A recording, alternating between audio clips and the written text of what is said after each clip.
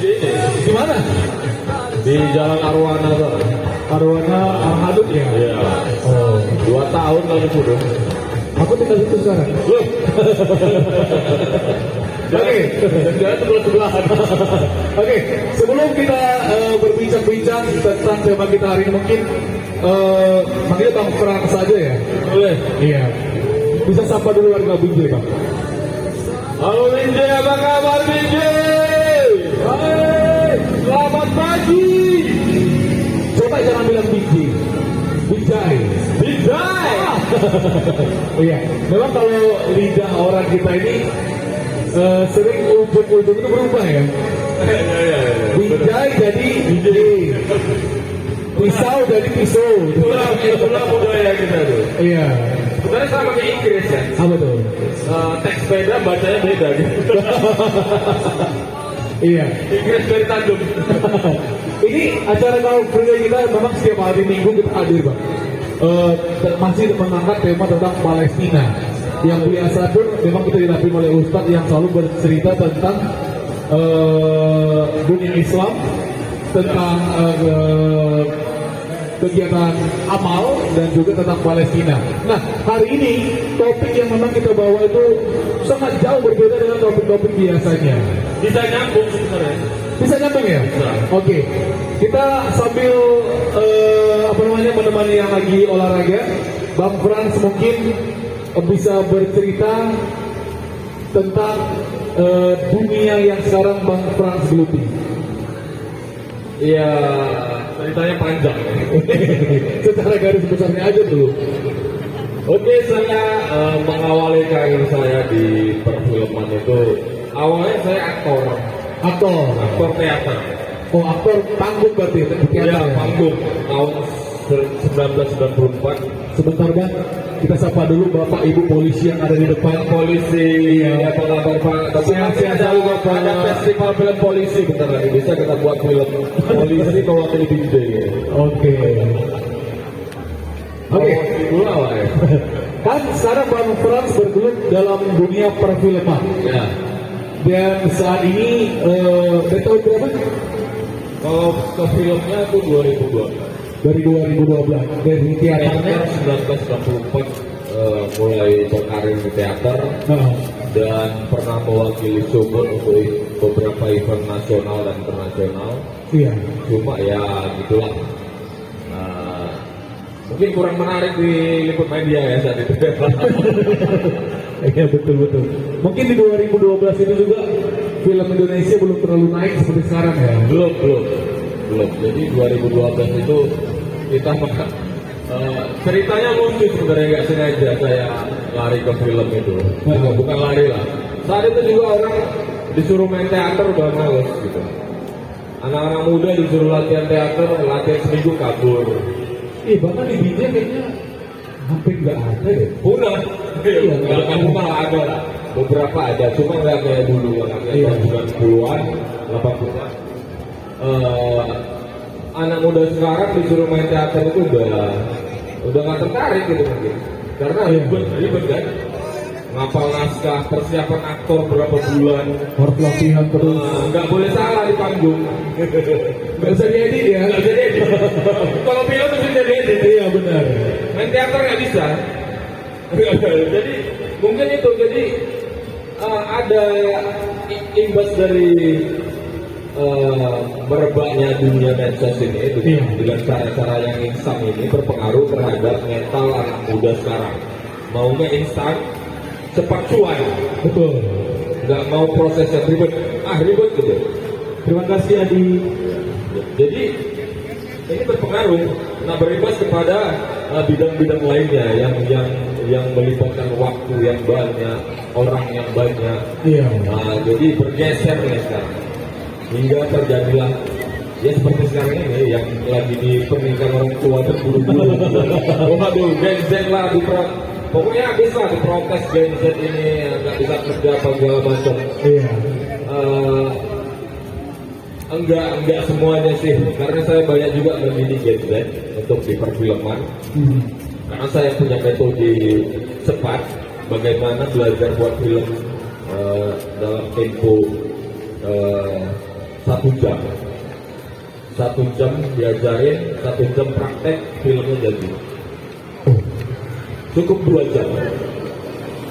Kalau orang akademisnya akan marah, apa nih ngajarin yang cepat-cepat nanti cepat lupa gitu. Justru saya ngelihat ini peluang karena Gen Z itu udah dengan kebudayaannya sendiri yang instan. Jadi kita harus berubah konsep. Bagaimana juga bisa diterima. Iya, betul. Dan bahkan kalau teater juga mau nggak mau berubah. Bagaimana Gen Z itu bisa ngerti teater? Karena kalau cuma ngertinya konten doang, itu ada musimnya gitu. Betul, iya. Ada musimnya dan untuk peradaban agak kurang bagus. Sebenarnya buat anak-anak muda lah kita bilang, atau mungkin yang zaman sekarang ini lagi heboh-hebohnya pembuatan konten, itu bisa bilang sebenarnya secara apa ya, secara nalurinya kali ya, mereka punya bakat untuk terjun langsung, bisa terjun di dunia perfilman ya. Bisa buat yang udah main di konten, jadi konten kreator, tinggal merubah sedikit aja kebiasaannya.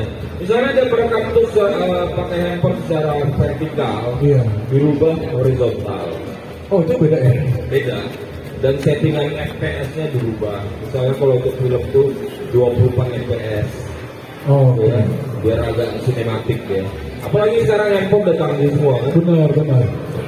Saya pernah tes bahkan handphone yang paling murah ya, dengan pixel yang tinggi.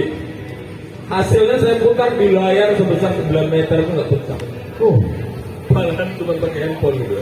Kenapa enggak tuh anak-anak sekarang atau emak-emak atau mbak-mbak, bapak-bapak yang udah pening di Adobe Pro atau TikTok udah gagal, larinya harus ke film gitu. iya. Nah, kenapa enggak gitu? Tinggal mempelajari aja bagaimana caranya buat film yang murah, buat film yang simple. Kan nggak mesti filmnya durasi 60 menit gitu. Betul. Bisa pengulas, bisa stres tuh ngerjain film. Langsung besoknya masuk UGD. Iya. Jadi mulai aja dari film yang 5 menit atau 15 menit. Iya, kan ada tuh yang filmnya cuma 10 menit itu ya. Ya, film Ada. pendek. Bahkan ada festivalnya juga itu. Ada festival Cinemapon, itu ada di internasional sekarang lagi gala itu. Iya. Cinemapon. Kita di Medan ada buat komunitas namanya Medan Cinemapon yang insya Allah tahun ini akan kita gelar festival pertamanya untuk wilayah Sumut. Jadi kita memang adakan workshop tur sekolah, ngajarkan anak-anak sekolah itu bagaimana buat film pakai handphone. Di BJ ada. Di Binjai pernah sekali kita masuk di SMK berapa ya? SMK 2 kalau nggak tahu. SMK dulu sana ya? Iya. Dekat Ahmad. Iya. Belakang. Di belakang. Ada yang kita masuk kemarin. Baru 1 sekolah. Ini sekarang lompat ke Medan. Dan nanti kita nunggu informasi berikutnya sih. Ada beberapa sekolah yang udah disuratin gitu. Iya. Karena berbenturan sama arus ujian kan sekarang. Jadi tunggu ajaran baru aja. Iya benar. Dan memang kalau dilihat sekarang ini kan dunia media sosial ini sangat luar biasa. Ya luar biasa juga merusaknya. Maksudnya gimana? Karena kan banyak orang yang bisa dapatkan cuan, dapatkan rupiah, dapatkan penghasilan dari dunia media sosial itu. Iya, hidup kan bukan hanya cari uang. Iya. Bukan perkara harus kaya dari medsos gitu. Aha. Bahkan ya dampak buruknya juga harus kita perhatiin gitu. Kalau rame-rame nyiptain dampak buruk untuk apa gitu. Contoh dampak buruknya. Ya contoh misalnya netizen awak dikasih pegang kamera canggih, rekam video goyang-goyang. Misalnya, oh adegan tabrakan di jalan raya. Pas tabrakannya kameranya tak mana gitu. Dia takut dia rekamnya ya. Udah tuh dia posting judulnya apa gitu. Iya. Ini tabrakan. Udah mati orangnya udah. Kadang ada judul lagi. Nggak ada Judul nggak ada keterangan. Mending kita lewat kontennya apa ini? Udah kameranya goyang-goyang nggak jelas gitu. Gambarnya diupload, dibuat sorotan. Iya. Ya kan? Jadi terkirim notifikasinya ke akun-akun masih apa aja. Begitu ditolak akhirnya kan gimana gitu. Terkadang gini, yang mungkin yang masih baru gitu kan, yang masih baru ini terkadang untuk membuat caption dalam postingannya juga belum paham. Nah harus cara ngambil kamera juga belum benar. Nah ini juga salah pemerintah kita. Yo, Kenapa? pemerintah. Iya. Karena pemerintah aja ada di tingkat kelurahan gitu, bahkan ada camping. Ada. Kenapa nggak campingnya, rumah-rumahnya itu diajarkan macam mana? Ajarin ini masyarakatnya buat konten yang bener gitu, biar bagus gitu, peradabannya biar bagus. Benar juga ya. Anggarannya kan ada, bisa tuh diketok palu diajukan di Musrembang. Ini dana untuk pelatihan konten kreator, Benar. ini dana untuk perfilman kota Komite Pak Wali ya. Lagi libur. Tinggal di toko aja palunya jebret jadi bang. Akhirnya masyarakat kita tuh pinter, cerdas gitu. Iya. Mungkin di satu kelurahan bisa mengundang para kreator ya, dibuat pelatihan. Ya tentunya kreator mungkin di Indonesia nggak ada sertifikasi kreator, belum ada ya? Kalau perfilman ada, Badan Perfilman Indonesia ada. Jadi pertanggungjawabannya tuh jelas gitu. Iya. Kalau konten kreator ini kan kadang-kadang udah nggak terkontrol lagi, nggak ada badannya itu. Benar. Nggak ada. Bebas sebebas-bebasnya. Bebas-bebasnya. Yang baru-baru ini tembung kan digerebek itu di apa? Karena Apa itu? ya gara-gara pingin dapat uang banyak tadi dari TikTok kan. Sampai buat konten di dalam hotel itu digerebek Iya. sama kan akhirnya jadi kayak gitu. Padahal kalau si konten kreator atau yang pemula diajarkan atau di tingkat kelurahan atau kepling-kepling ngerti tentang ini nggak kejadian ini. Iya. Misalnya kalau perkara mau cari uang aja ya di film pendek bisa cari uang bang. Contohnya apa? Putar aja layar tancap. Filmnya berapa konten kreator? Misalnya konten kreatornya main sendiri-sendiri ya. Iya. Kita bilang 5 orang. Oke, 1 orang buat 5 menit. Udah 25 menit bang. Betul. Durasi putarnya. Oke, cari sponsor. Anggaplah, anggap aja nggak ada sponsor yang mau gagal. Udah kumpulin aja di lapangan, jebret pakai sewa kain dari orang pesta itu. Pakai proyektor, sewa pesta 100.000. Ya, Exxon itu 3.000 lumas. Kain pesta itu paling sewanya limpul. Ya, baru pakai limpul kan. Bambu bisa dari pinggir sungai. Halo-halo di medsos. Iya betul. Nah, itu rame. Pekan belum pendek kota Binjai. Iya, karena apa saya jamin rame? Karena semua pengen lihat mukanya gitu ya. Iya. Misalnya anaknya main, maksudnya ngomong sama mamanya, omnya, om, wah, ada kan, main film aku mak, di lapangan DJ, nonton lah. Bawa tetangga. Bawa tetangga, oke. Tinggal jalan aja kota amalin aja bang. Jadi ya. Jadi, kan jadi dapat uang kan? Betul. Cepat itu, kalau Facebook berapa lama bang cairnya? Ada yang mau meninggal bang, gak cair dulu. Banyak ada turunnya bang. Banyak kan peraturan, udah nanti duitnya ada bang. Aku ada pelanggaran gitu. Susah dicairkan. Gak cair, stres. Nah ini kan kalau di kota Binjai sendiri kita lihat, aku sih belum pernah dengar ada satu wadah yang menangani ini. Mungkin dari salah satu dinas kali ya. Iya, mumpung kita juga ngomongnya di depan pemerintah kota Binjai. Orangnya lagi libur. Mungkin tapi akan kita bahas satu PT Sama security, sama piket. sudah bisa dan sudah saja Binjai itu punya festival film. Iya. Sudah bisa Dengan kondisi zaman sekarang ini. dengan kondisi zaman sekarang ini. Masa kalah sama Kabupaten Subang? Betul. Subang itu kita punya festival film Subang. Kabupaten kan. Benar. Binjai Kota Madia yang di sini pernah ada seniman nasional yang bernama Tengku Aber Hamzah. Iya. Pernah tinggal di sini, ya. Pernah jadi wali kota sini, mungkin wali kota ada kalau sekarang ya. Itu sastrawan, pahlawan nasional. Woi, geng, halo. Wah, siapa itu? Ayo kita kejar.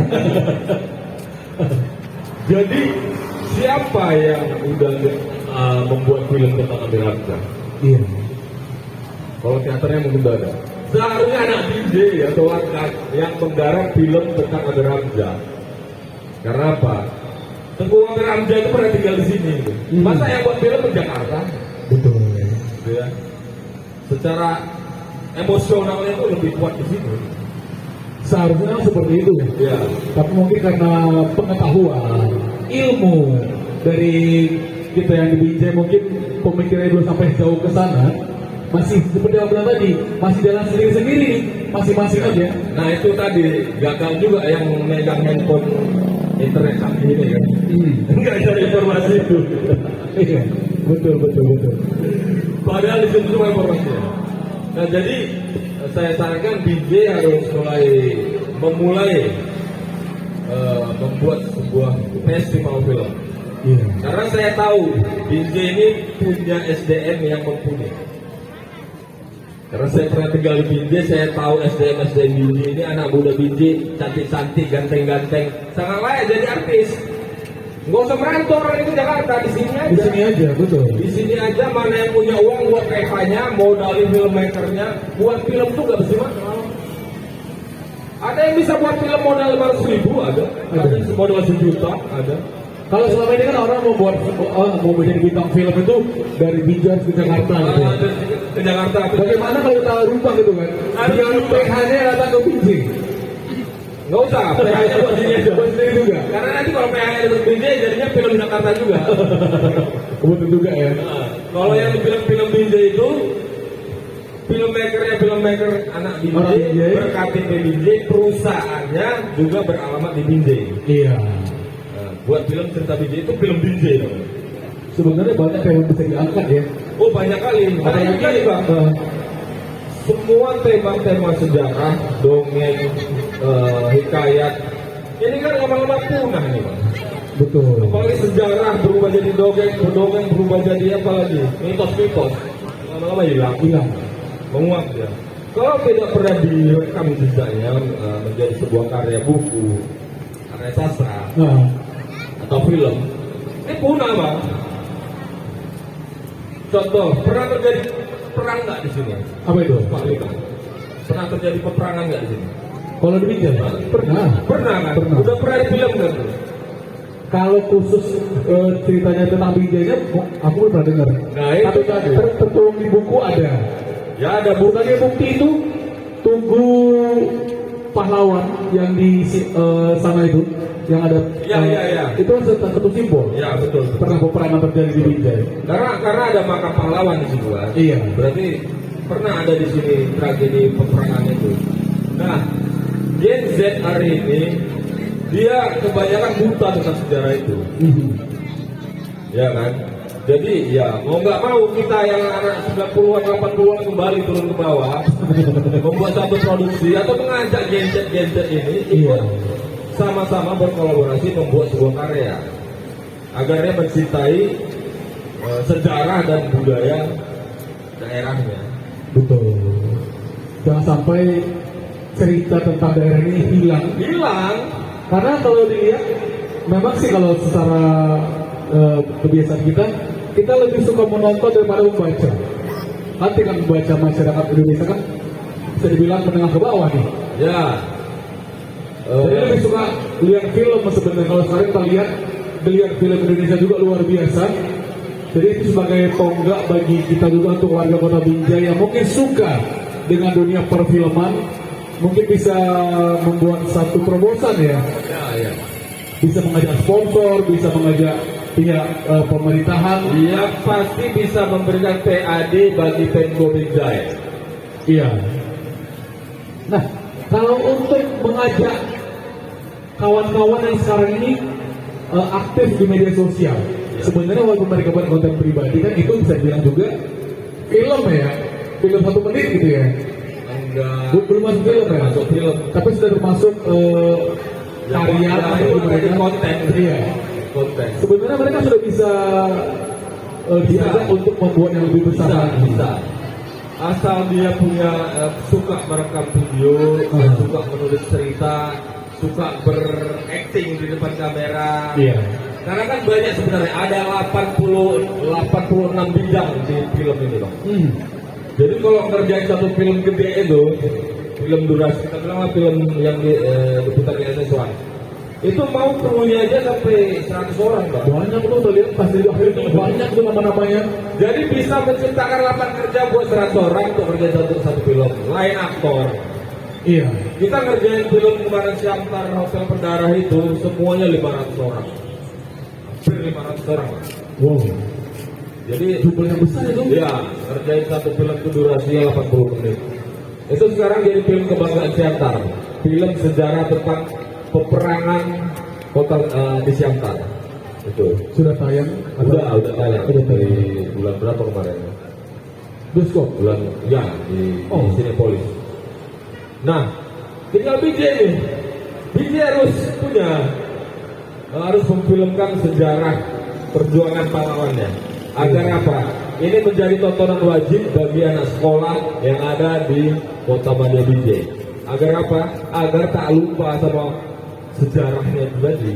Siapa Iya. pahlawan-pahlawannya? Sebelum film Siantar Hotel Siantar Pendarah itu dibuat, banyak orang Siantar yang nggak tahu siapa nama pahlawannya. Siapa orang yang pertama mengibarkan merah putih di Siantar, itu banyak yang nggak tahu, Bang. Begitu difilmkan itu, si marga ini nggak ya? Karena diangkat dari cerita sebenarnya ya. Iya, Bukan fiksi. bukan fiksi. Iya. True story itu, kisah sebenarnya. Itu rangkaian dari pertempuran Medan Area yang terjadi di sana itu. Itu luar biasa. Itu ada Belanda, ada Jepang di situ. Jadi kayak 3 negara di situ yang main. Jepang juga itu terlibat Iya. di Siantar itu. Oke. Jadi kalau untuk Kota Binjai, kalau mungkin warga Kota Binjai yang ingin berkecimpung dalam dunia perfilman seperti abang lah gitu kan, adakah apa namanya, kalau untuk workshop atau apa yang bisa diikuti warga Binjai, mungkin abang dan tim pernah buat atau akan lakukan di beberapa kota daerah? Bisa kita buat dalam tahun ini. Memang ada rencana mau buat workshop di BJ, Iya. sekaligus merangkai satu ekosistem perfilman di Sumut.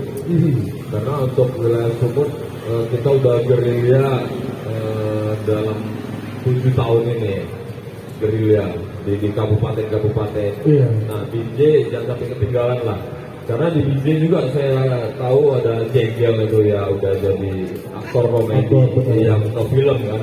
Dia udah ngerasain duit film itu ya. Dia ketagihan, Bang. Bener.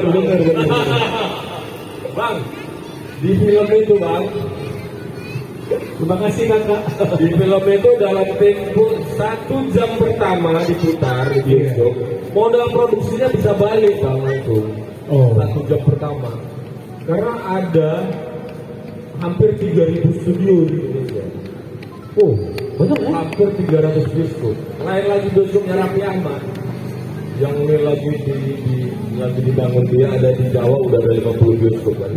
Bakal masuk juga ke BJ, dan target dia sebenarnya target mereka itu di per kecamatan nanti. Oh. Nah makanya kalau BJ nggak nyambut ini, ya BJ jadi penonton, Bang. Nontonnya aja nonton film orang masuk film orang nonton lagi, dia nonton tinggal nyetor duit aja, duitnya dibawa ke sana. Kan ya alangkah sialnya gitu. Sementara kalau BJ punya filmmaker, filmnya bisa kita putar sampai sana, Pulau Jawa. Iya, betul. Bisa.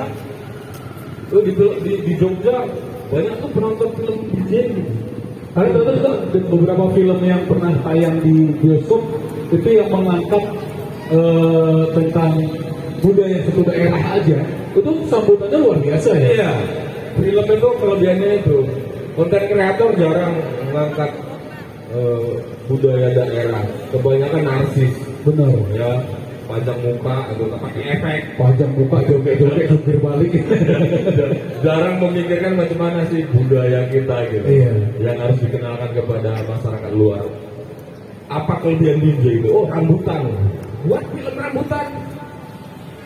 Apa kelebihan DJ? Oh, ceweknya cantik. Ya kan? Banyak jadi jodoh yang datang dari Jakarta kemarin. Iya. Oke, baik. Kalau mungkin anak-anak muda Kota Binjai berpikir terjun ke dalam dunia film itu pasti membutuhkan modal, membutuhkan pengetahuan yang kuat juga. Apakah ada satu seperti abang bilang tadi, bantahan bahwa tidak selalu juga harus seperti itu? Tidak mesti, karena juga barang second banyak dijual. Iya, betul sih. Pakai handphone bisa buat film. Iya. Bisa. Ya berterima kasih juga buat Cina ini, karena dia bukan produk-produk murah gitu. Benar. Tapi bagus ya. Dijual gitu ya. Oke. Baik Bang, ini sudah hampir jam 8 pagi. Mungkin teman-teman masih terus olahraga. Mungkin closing statement aja langsung bisa Abang sampaikan ke warga Kota Binjai tentang dunia perfilman, baik filmnya ataupun pelaku seninya. Binjai harus bangkit melalui perfilman. Karena dengan film, Kota Binjai ini akan dikenal baik di nasional maupun internasional. Iya. Support anak mudanya. Kalau ada anak muda Kota Binjai yang terjun ke film, didukung filmnya, jangan dibiarin aja nanti mati lama-lama dia. Benar. Ditonton filmnya, beli tiketnya gitu, biar hidup dia. Iya. Jangan ditengokin aja sih, TikTok aja ditengokin. Lihat karya film anak Binjai gitu. Sebenarnya Abang bilang tadi buat satu film tentang Binjai oleh orang Binjai dan yang zaman dulu sering itu setiap sekolah wajib nonton gitu ya. Bisa dibuat itu kembali. Iya. Nah, itu walaupun doktrinasi, tapi kalau kita mengenalkan doktrinasi sejarah budaya biar tidak punah itu bagus. Benar. Jangan pula doktrinasi yang tak apa-apa kan. Iya, benar-benar. Oke, itu aja Bang. Ada lagi mungkin? Ya, pokoknya anak Binjai jangan minder untuk terjun ke dunia film. Iya. Jangan itu di Jakarta ini enggak ada. Siapapun punya hak untuk itu. Betul. Sukses bareng-bareng, sukses sama-sama. Karena juga di Kota Binjai itu banyak konten kreator yang sudah bisa dibilang sukses, baik tingkat daerah ataupun nasional, dan mereka sudah bisa mendapatkan penghasilan juga dari situ. Jadi akan lebih bagus lagi kalau dikemas dalam dunia film ya. Iya, nanti Bang Jegel juga bisa dipanggil untuk bagaimana masyarakat film Binjai ini bisa tayang di SS1. Iya. Karena kita juga pasti butuh mentor ya. Pasti. Kita siap dari Medan terjun kemarin ngasih workshop gratis buat anak-anak Binjai yang suka rekam-rekam gambar, suka nulis skenario, Suka rekam gambar itu. ya harus ada mental seperti itu. Itu mungkin apa ya, berjiwa-jiwa kameramen ya. Ya, karena ada 86 bidang bersertifikasi negara untuk bekerja di film itu. 86 Bang, bukan ini. Mulai dari figuran sampai produser. Ya, figuran dia kalau figuran belum dapat skrip, dialog dia belum dikatakan aktor. Oh, supaya masih uang jajan aja ya. Uang parkir aja ya. Iya. Tapi kalau dia dapat dialog walaupun cuma sedikit, udah masuk kategori aktor ya. Aktor. Oke. Baik Bang Frans. Oke. Terima kasih. Oke, Bang. Maju terus perfilman Indonesia. Semoga bibit-bibit baru ada di Kota Binjai. Indonesia itu kan di Binjai ya tinggalnya. Iya, Binjai masih belum bergerak. Iya. Masih berkutat dalam konten kreator. Harapan saya bergerak dari sini